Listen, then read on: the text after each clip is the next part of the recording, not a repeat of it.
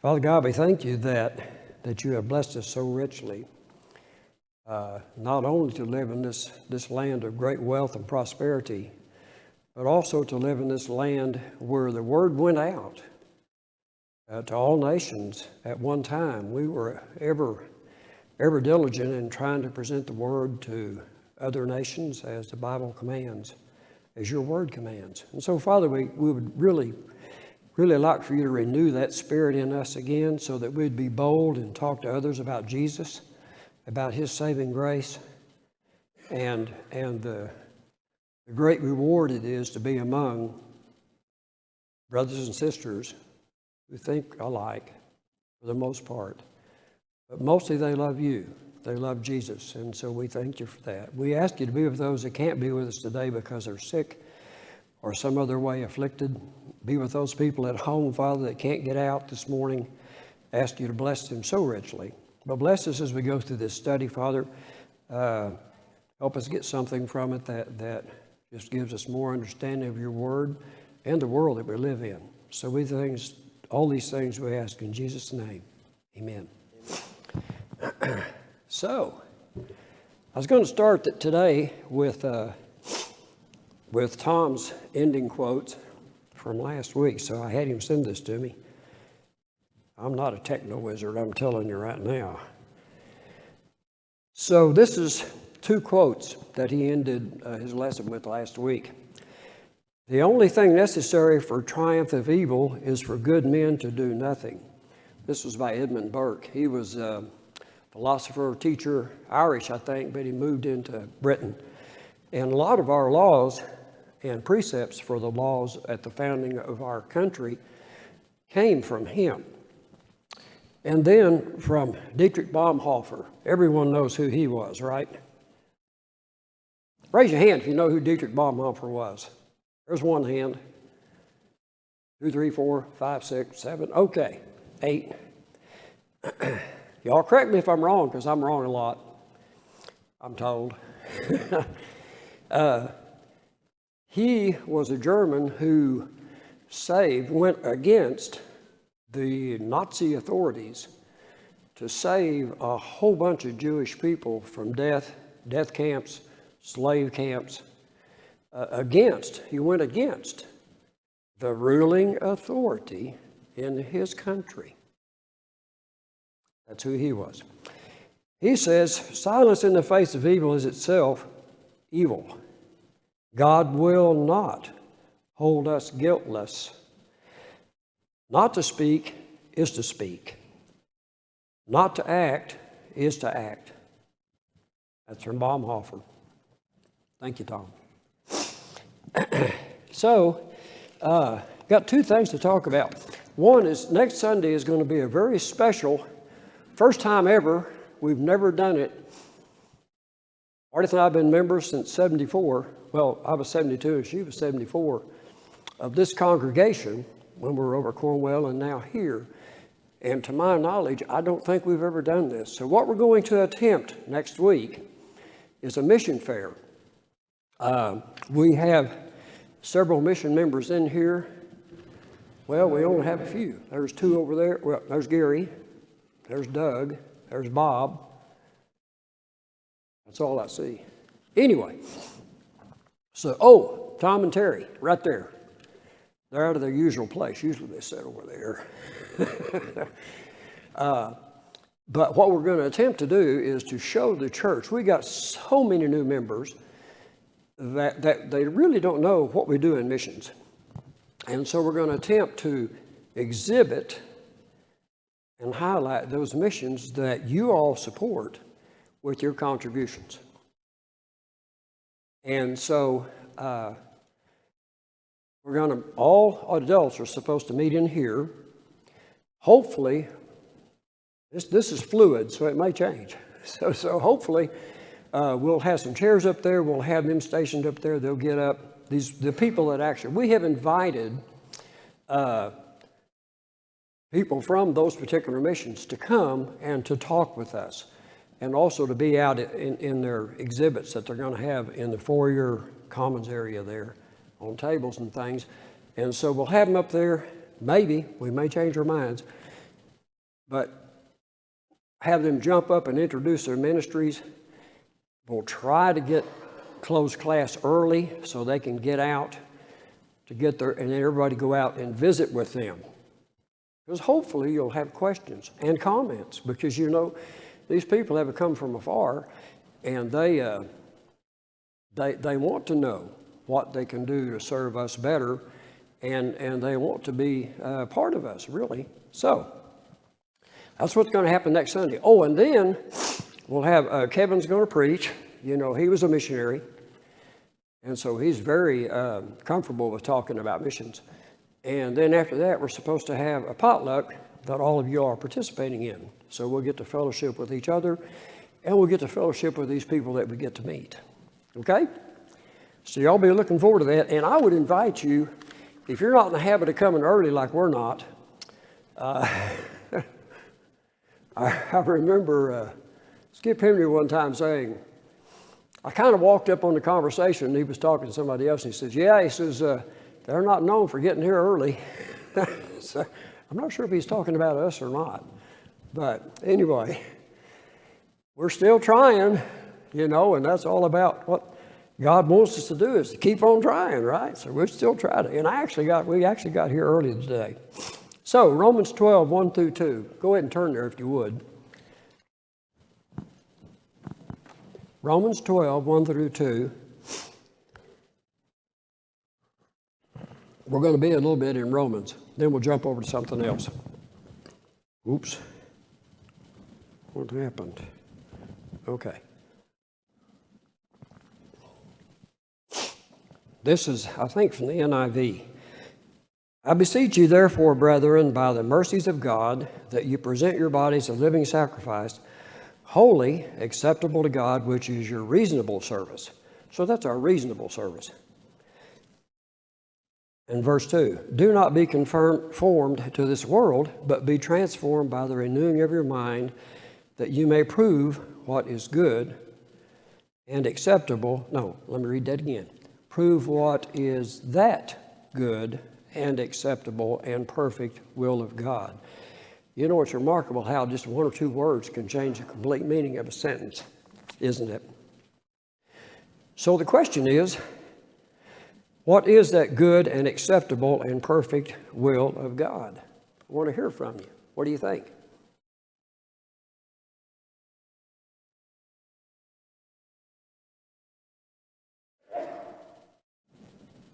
No volunteers.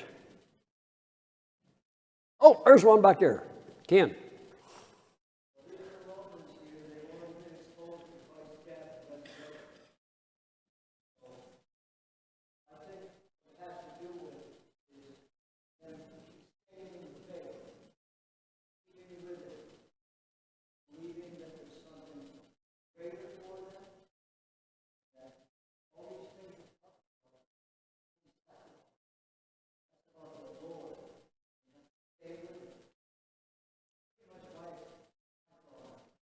So he says that, you ever have that momentary lapse of memory? So he's saying that the Romans were living, they were admonished by Paul to live their lives according to his word.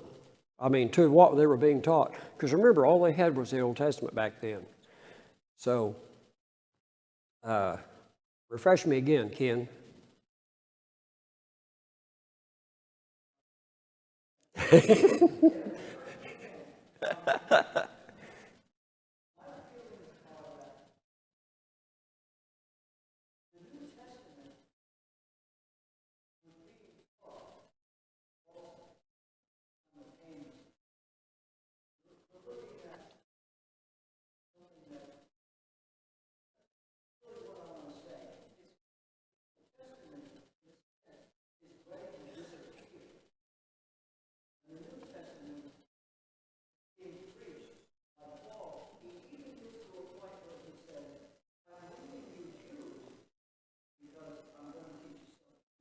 Okay.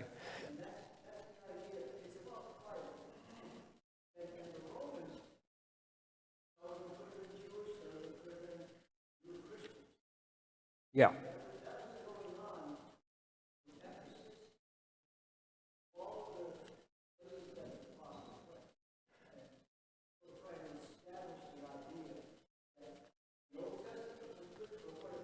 Mm-hmm. Okay, so I'll try this again.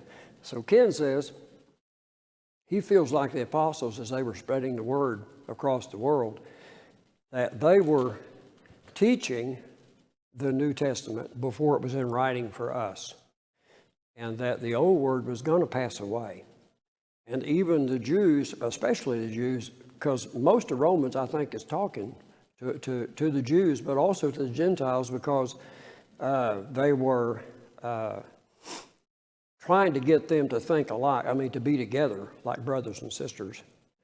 But also this new thing, the new thought, as Jesus talked. He lived the law, but it was always like the command about do not committing adultery. He says, it's not even in the act now. Now it's if you think about that particular act, then you've committed the sin. So let me ask you, the word prove, does that imply action to you?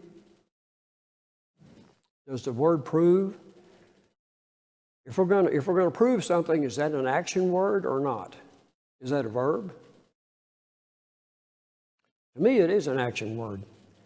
Verse 20, if you run on down through there, the verses following talk about various gifts and unity and love and brotherhood and instructing us not to be puffed up, because it's real easy to be puffed up if you think you got all this knowledge.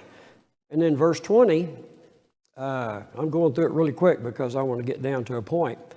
Verse 20 takes us over to, actually, it's a repeat of Proverbs 25, verses 21 through 22. If your enemy is hungry, feed him. If he's thirsty, give him a drink. For in so doing, you'll heap coals of fire on his head. That's action, isn't it? That's not sitting on the sidelines doing nothing. That's action. So, you'll recall last Sunday, Kevin from the pulpit, before he started his sermon that he had already prepared, I think felt moved to admonish us that there's good and evil in the world, and we can't sit on the fence. Sitting on the fence is already making a decision, isn't it? If you decide not to decide, that's an action. If you decide not to decide, that is a decision. So, you jump down to Romans 13, and I'm reading from Dan Fisher's book here, and it's actually New International. Romans 13, 1 through 7. And we've been through this before. I think Tom even brought it up last week. Whoops. Where is it?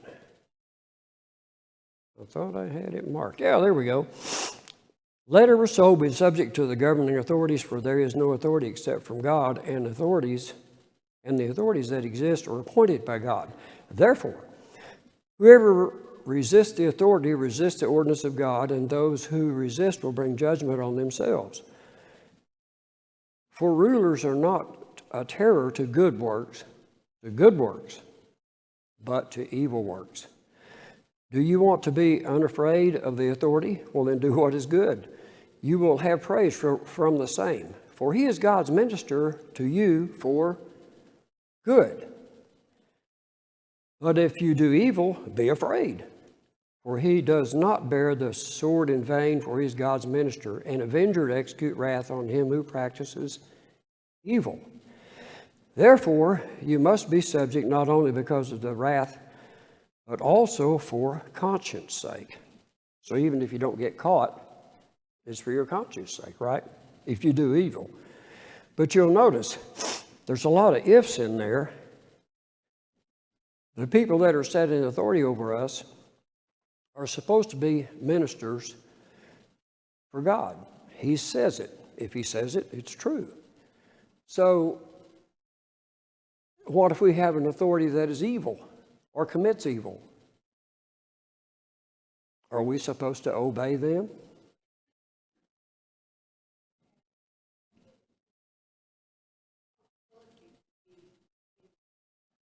They've abdicated their responsibility to be obedient to God.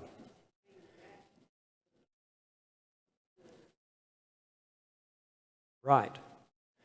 So if I ask Artie, I said, I need some money, I need you to go rob a bank for me. According to the word, she's supposed to be in submission to me, right? Now let me ask you, is it within her right to refuse me when I ask her to go rob a bank? Isn't it? She can refuse. Not only should she refuse, but she should admonish me with the word about stealing is evil. So not only can she not refuse, but she needs to tell me why I'm wrong. In fact, she did that. Early in our marriage, I was a smoker. And so we had boys. Well, at that time, we had 4 boys. We had one on the way. And she says, so, is it going to be good for you to let these boys see you smoke? That's a hard question, right? No, you know. Well, don't you think you might ought to quit? So what she's doing, she's pointing out evil, right? Do you think that's good for your body? Do you think God is happy with you hurting your body? Because now we have scientific evidence, right, that it hurts you. Furthermore, is it a good example for our sons and for our neighbors? Well, she didn't talk about neighbors. She just talked about her sons. So see, she not only withstood evil in my life, but she also used the word to instruct me to better behavior. That's our responsibility. So, I want to do a shout out real quick. I do this all the time. Artie says she can't keep up with me because I jump back and forth all the time.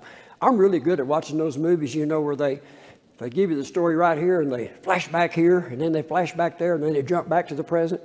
I can follow those really good. But unfortunately, that's the way I am, and I talk that way so people can't keep up.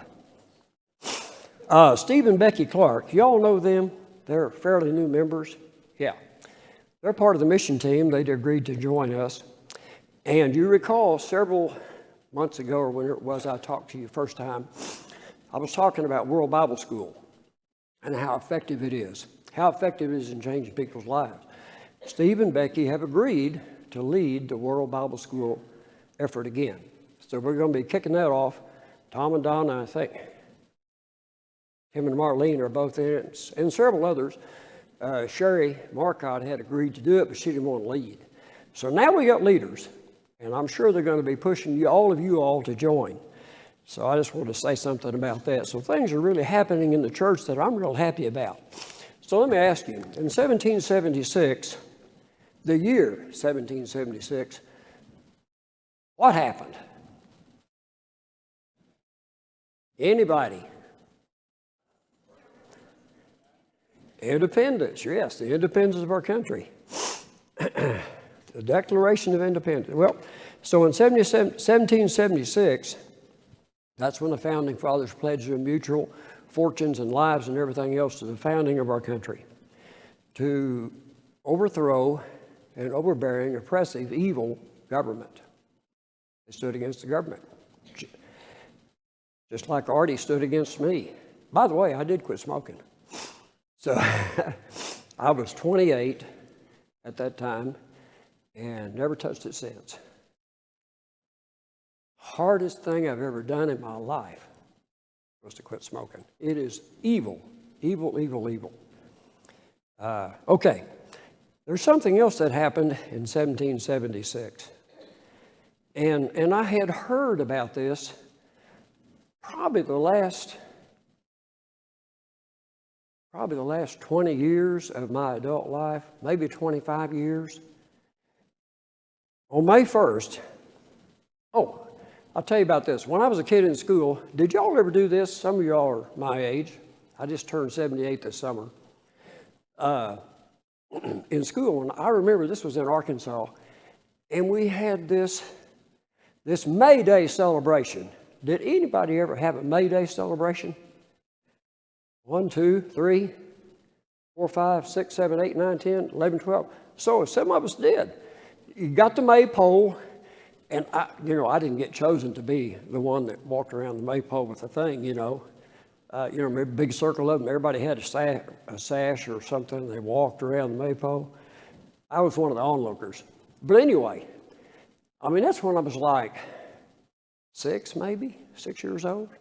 And that has stuck in my mind all this time. Well, turns out, just a few years, I heard people talking about this thing called the Illuminati. You ever heard of that? The Illuminati. Nod your heads if you heard of that. The Illuminati. I thought, that's foolishness. That's conspiracy theory, right? That's people trying to stir folks up into some action that might not be good. Well, I came up on this article in the New American magazine we subscribe to. And every article in those magazines are researched. They give you the sources of their information for writing the article. The guy that wrote his name is John F. McManus. So, in Bavaria, on May 1st, 1776, a man by the name of Adam Westphal, is I saying that right? She can't remember. Anyway, he's Bavarian, so it's a Bavarian name. First name's Adam. He spent about 5 years while he was in college formulating this plot targeting all of mankind. It was an ambitious scheme designed to overturn civilization and plunge the entire world into tyranny. And to this day, the birth of the Illuminati on May 1st is commemorated by communists and socialists alike as May Day. Sometimes we celebrate things and we don't even know the origin of them. Isn't that? But we're human. We tend to do that. It was fun when I was a kid. But anyway, several of the resources that this gentleman used that wrote this article, he used a book written by, what's his name? Not that it matters. 2 writers, okay, that wrote one of them wrote in 1798, so that's not too far removed from 76. And he paraphrased what this man says, or is plans to do. What these men have done for the altar and the throne, and he's talking about Christians, why would I not do in opposition to the altar and the throne? Why may I not destroy under cover of darkness what they edified in broad light? What Christ even did for God and for Caesar, why shall I not do against God and Caesar by means of apostles that he's going to collect to himself? So he chose. You got a dollar bill in your pocket? Get out a dollar bill. I think I got $1. Normally I do everything on cards, so I don't have to catch them, but I made a special effort to get a dollar bill. What's on the back of that dollar bill? Y'all can't see it. What's on the back of that dollar bill, Joe? It's a pyramid with the eye on it. It's a pyramid with an eye on it. It's a great seal is what it is. That was, actually, they tried in the early years of our country, they tried to make this great seal because every country's got a seal, right? And used to, whenever you sent a correspondence to somebody and you had somebody carry it, because they didn't have many postal systems back then, the person that sent it would put wax on that envelope, where it closed, and then stamp it with a seal. So every country had a seal as well. So on the back of the bill, you would think, and we've been taught, that everything on the back of this bill is godly. But the truth is, Adam chose a pyramid to depict the hierarchical organization that he made. The decreasing number of stones rising from the base to the top represents the initiates who enter and are gradually promoted or weeded out. An all-seeing eye at the top stands for an all-knowing leader with unlimited power over subordinates. This movement spread through all over the what would you call it, the civilized world, through Freemason lodges. You've heard of the Masons, right? Some members of the church are Masons.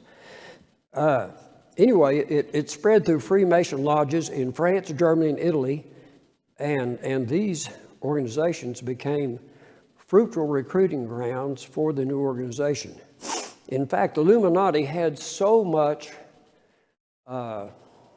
control, or they gained so much control over societies, that they actually were the ones who sparked the French Revolution in 1789. And France really has never, ever recovered from that, because it wasn't, as some revolutions are, it wasn't a revolution of good versus evil. It was a revolution of poor versus rich. So it was almost as if that's pretty simple to understand, but it's almost as if the poor coveted what the rich had and went and took it. It's called rule of the mob, or it's actually called democracy.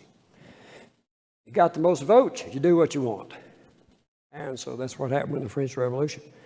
So I never knew all this stuff until I read this article. I've read this article probably 6 times because I'm reading it with my mouth open. I can't believe this stuff, right?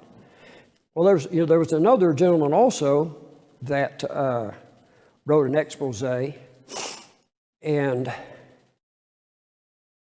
see if I can find his name. Not that it matters, because y'all don't care what it is. Do you remember in history the Whiskey Rebellion of 1794? Y'all remember that in your you got to remember all these dates and all these, and you try to remember the dates and events together. You don't learn anything more than that, because they just don't have time to teach you or don't want to teach you. And so the Whiskey Rebellion was men that rose up, the best I remember. Y'all probably remember better than I do. They rose up in opposition to Washington. Washington had to send troops in to take control back again. That rebellion actually was sparked. When they got there, by the way, when Washington's troops got there, the town was flying the French flag. Remember the revolution that just happened. And so Washington was alerted to the fact that these people called what is that word? Jacobism. Have you ever heard that word before? It's what the French called the Illuminati group in France, Jacobism. The same term you'll find in your history books. George Washington used that same term. He was familiar with this society that wanted to do evil.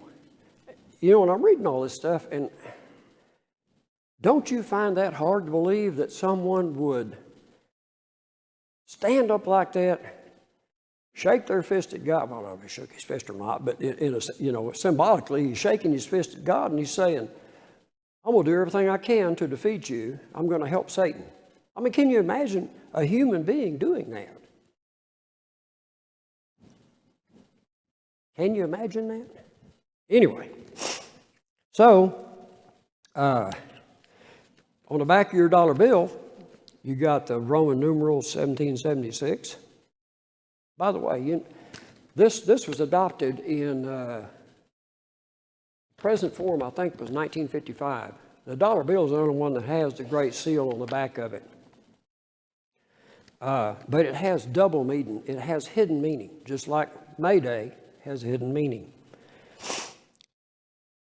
The phrase annuit copitus is Latin, and it means he has favored our undertaking. That's right there around the pyramid with the all-seeing eye. Now, we would like to think, and we've been taught, that that refers to God. But according to the Society of Illuminati, that refers to Satan. Do you find this interesting at all?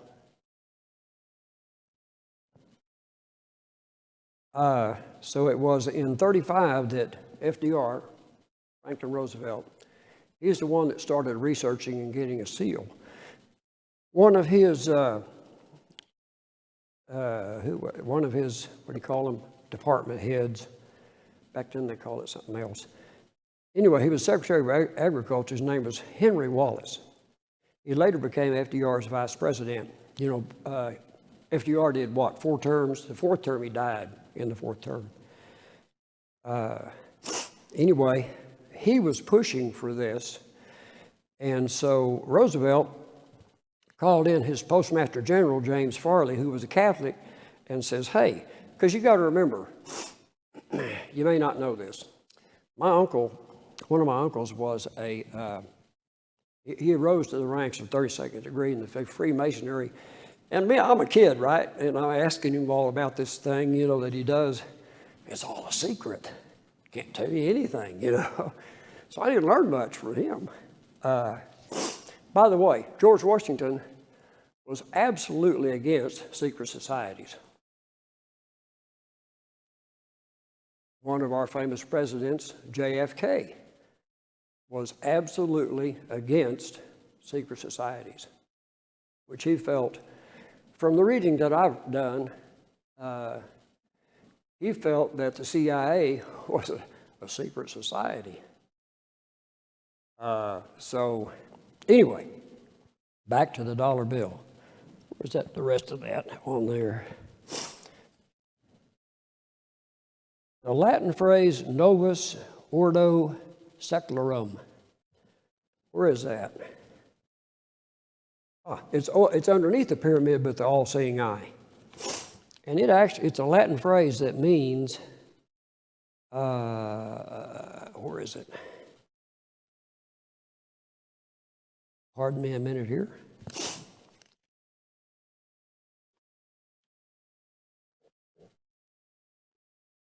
Oh, here it is. Yeah. It means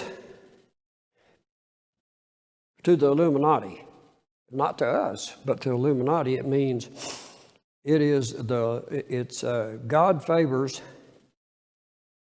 What is it? Literal. I thought I marked that really good.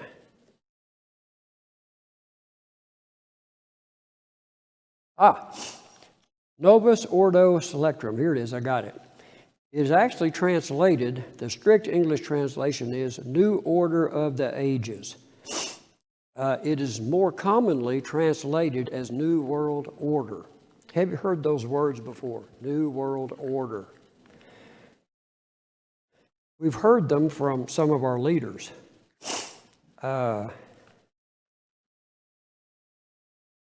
Since Roosevelt's day, New World Order has become a catchphrase for the deep state. You've heard of deep state, right? Who has not heard of deep state? A few. A few people have not heard of deep state. I think President Trump referred it to as the swamp. That's the deep state, the swamp. Anyway, since Roosevelt's day, New World Order has become a catchphrase for deep state promoters of one world government. Presidents Richard Nixon, George H.W. Bush, Bill Clinton, and Joe Biden have also been with Nelson Rockefeller and his brother David, Henry Kissinger, Fidel Castro, and Mikhail Gorbachev. All of these people pushed the New World Order. And Mikhail Gorbachev was actually the president of the Council on Foreign Relations. No, I'm sorry. Richard Haas is the president of the Council for Foreign Relations. So there are several organizations that you might want to check out that are pushing for a new world order. Well, you say, I mean, you might think, well, hey, what's wrong with that? If we had world order like the Romans did when Jesus was walking the earth, there would be peace, right? There would be peace. But what else goes along with new world order? If you got one guy at the top and all the rest of us are under the bottom, doesn't that, who's supposed to be at the top in our lives? God. So all of a sudden, our leaders have become gods. Our Supreme Court has become God in a lot of people's eyes because they hand down opinions which are only as good as, I mean, it's better than my opinion because that's what they get paid to do. Or it's better than your opinion because that's what they get paid to do. But it's not better than God's opinion, is it? So the Supreme Court is actually the weakest member of our government. You'll hear all the time in the news how they talk about the co-equal branches of government. They talk about Congress and the executive branch, president and all that. And then the third is the Supreme Court. And they talk about how they have equal power. It's a lie. It's not true. You read the Constitution. The Supreme Court is the lesser of the three. The Congress is the most powerful of the three. And who makes up Congress? People. They are people that we voted on to go up there and do what? Represent us. They are our representatives. In other words, they work for us. They're supposed to do what we ask, what we say. And if they don't, we're supposed to usher them out with a vote. So I hope I'm putting things in your mind that help you with decisions. Because it's hard to make decisions. We're bamboozled and we're moved this way with the wind and we're moved that way with, I'm talking political winds, back and forth. And a lot of Christians are moved back and forth with doctrine issues too, aren't they? They blow in the wind. And it's hard to settle on what we're supposed to be doing according to God's Word. So the Illuminati is a real thing. I did not know that. I did not believe that until I read some articles on it. Heard people talk about it all the time. So hopefully that's been helpful to you. FDR, you know, the Great Seal is only on the back of a dollar. It's not on any other bill or any other coins that we have. Roosevelt actually wanted it on a coin, but he got overruled somehow. Well, he was just convinced to change his mind. So we want to live, at least this is my opinion, I want to live in a country where God is supreme. Where I can have a family the way God set it up, where the husband is the head of the household. The husband is answerable. We're answerable to God how we raise our kids, raise up a child, which, by the way, I got to commend these young men who, it just warms my heart. Every time I see one of these young men jump up, you know, they've been assigned to wait on tables. And I never thought of that when my kids were growing up and at home. But these young men that get up and their sons go with them, wait on the table. That is so neat. I'm telling you, that is so neat. What a way to raise a child, right? You set before them the example. And will they follow it? Well, they might.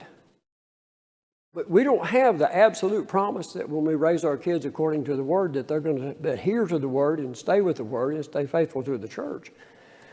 But if we do our very best to instill that in them, then aren't we going to Isn't there a good chance that they might follow the word? Certainly there's a good chance that they won't be robbers and thieves and adulterers and those kinds of things.